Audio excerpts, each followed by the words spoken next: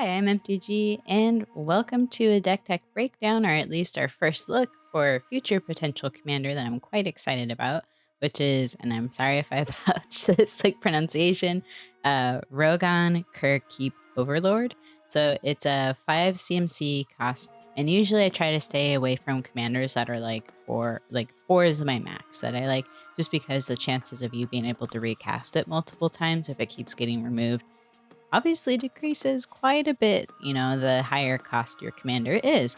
But with this one, I think there's some really cool potential for Rakdos Dragons. But before I get into that piece, I just wanted to kind of go over what I think is a little bit interesting that this is kind of like telling us that we might see with the Dominaria set, which is possibly more kobold creatures. So what I mean by that is when I looked up in the Wizard Gathers database, I saw only, I think it was like 7 or 8 creatures that had the kobold like creature type, and maybe I had the filters wrong on that. There could be more support and I just missed a few, but overall it seemed like the number of creatures that would match this kind of like tribal synergy is pretty low.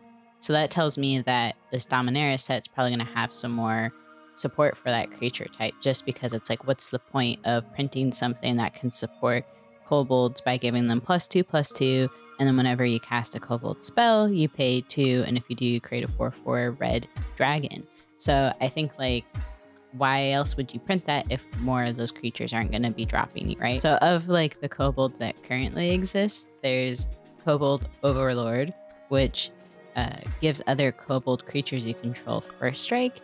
And if there's only like 6 or 7 in your deck, I don't see this being super powerful, which again is another clue as to why I think more of this creature type will drop. What I think like the overall mechanics of this is going to be really fun is just the dragon aspects of it, because we're in Rakdos, which means we have some access to some really powerful, cool like dragons in red, but there are some really cool dragons that are just in the Rakdos color combination.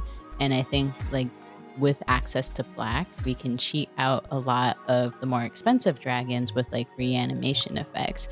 So I'm really excited to see like what would it be like if we faithless looting like a 7-cost dragon, and then we, cast animate dead on it, and it just like pops in like turn, what would that be, 3 potentially to get this huge monster on the board.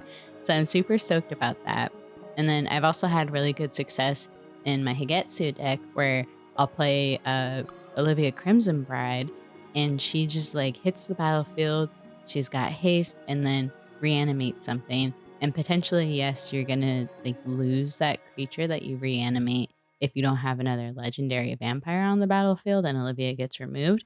But I think with like that kind of surprise like haste effect, by reanimating it and bringing it to the battlefield tapped and attacking, you could do a ton of damage, especially if you have other creatures already on the board, like Terror of the Peaks, where you're just going to do that extra ping. So sometimes it's worth like potentially risking losing those kind of cards to like an exile effect. If Olivia died, you had no way to keep that like reanimated dragon on the battlefield. Or like a major win con that you can do too is like Living Death. You fill your graveyard with tons of dragons, and you cast Living Death, and you just bring all those dragons back to the battlefield and potentially murder everyone with a huge horde of stuff. So something else too, like another card that I think is going to be interesting, is Rakdos has a lot of support for treasures. So you could have cool stuff like Ruthless Technomancer.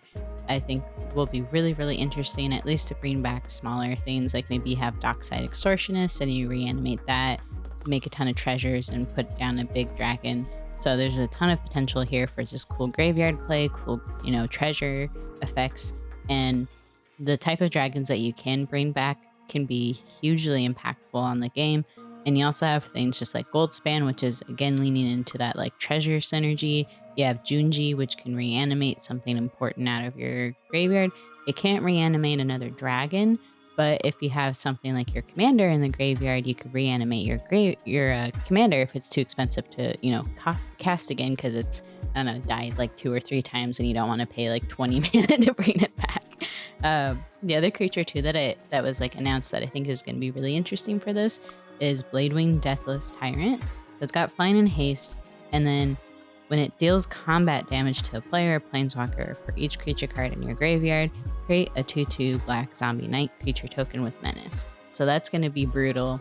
And you also have like Ancient Brass Dragon, which just dropped too with the last set. So there's just so much like cool graveyard shenanigan, like, you know, scary dragons, hit face kind of things going on here. So I'm really, really excited to see like what other new tech we're gonna get and like basically how freaking scary this commander can be. So I am probably the most excited about this commander out of any cards that we've seen so far in the spoilers. And I'm very, very excited to, you know, explore more builds because I'm definitely going to do an in-depth tech deck breakdown when this set drops. So anyways, thanks for watching and hope this gave you some ideas for your own builds. See you around. Bye.